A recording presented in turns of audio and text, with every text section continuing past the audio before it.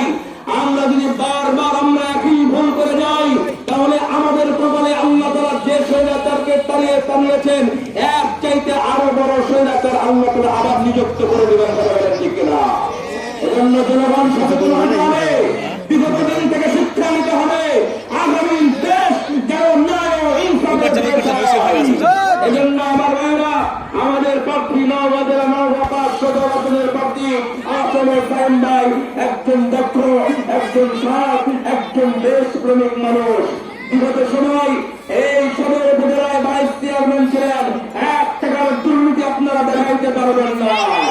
এজন্য আমার ভাইরা, আগামীর 5 বছর সুন্দর করে নওগাঁকে সাজিয়ে তোলার জন্য, নওগাঁর মানুষের অধিকার ঘরে ঘরে পৌঁছে দেওয়ার জন্য আগামী 12 তারিখ আমরা দাঁড়িপাল্লা মার্কায় ভোট দিয়ে সাইম ভাইকে আমরা জয়যুক্ত করবো ইনশাআল্লাহ।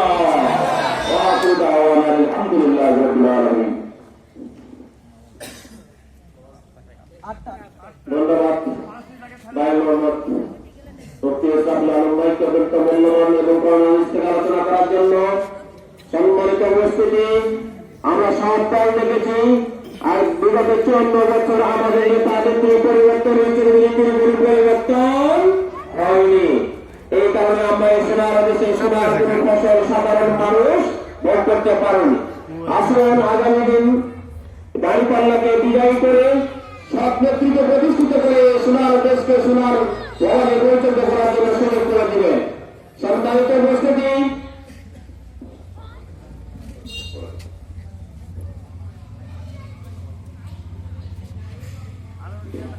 যে এ পর্যায়ে বক্তব্য নিয়ে আছেন আগামী ত্রয়োদশ জাতীয় সংসদ নির্বাচনে বাংলাদেশ জামায়াত ইসলামী মনোনীত কেন্দ্রীয় মজলিসের সভার অন্যতম সদস্য, বাংলাদেশ জামায়াত ইসলামী নওগাঁ জেলা সম্মানিত জেলা সেক্রেটারি, নওগাঁ সদর উপজেলা সাবেক ভাইস চেয়ারম্যান, 11 দফা নির্বাচনের প্রার্থী, বিশিষ্ট আইনজীবী, বিশিষ্ট সমাজসেবক, অন্যায়ের বিরুদ্ধে বলিষ্ঠ কণ্ঠস্বর, শ্রদ্ধাভাজন ব্যক্তিশীল অ্যাডভোকেট আসাম সাইম ভাই, অ্যাডভোকেট আসাম সাইম ভাইকে বক্তব্য দেওয়ার জন্য সমন্বয়ভাবে অনুরোধ করছি।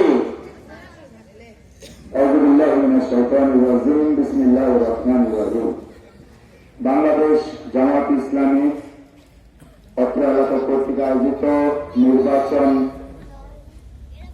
উঠান বৈঠকে সম্মানিত 11 দলীয় নির্বাচনী ঐক্যের নওগাঁ জেলা জামায়াত ইসলামের সম্মানিত নায়েব আমির সহকারী অধ্যাপক মোহাম্মদ মহিউদ্দিন ভাই, উপস্থিত আছেন এনসিপি জেলা যুগ্ম আহ্বায়ক ফরাদ ভাই, সোহাগ ভাই, আমাদের উপস্থিত আছেন বাংলাদেশ খেলাফত মজলিসের জেলার উপদেষ্টা টুকু ভাই এবং জেলা সেক্রেটারি মুফতি মাওলানা ইসহাকুল আলম।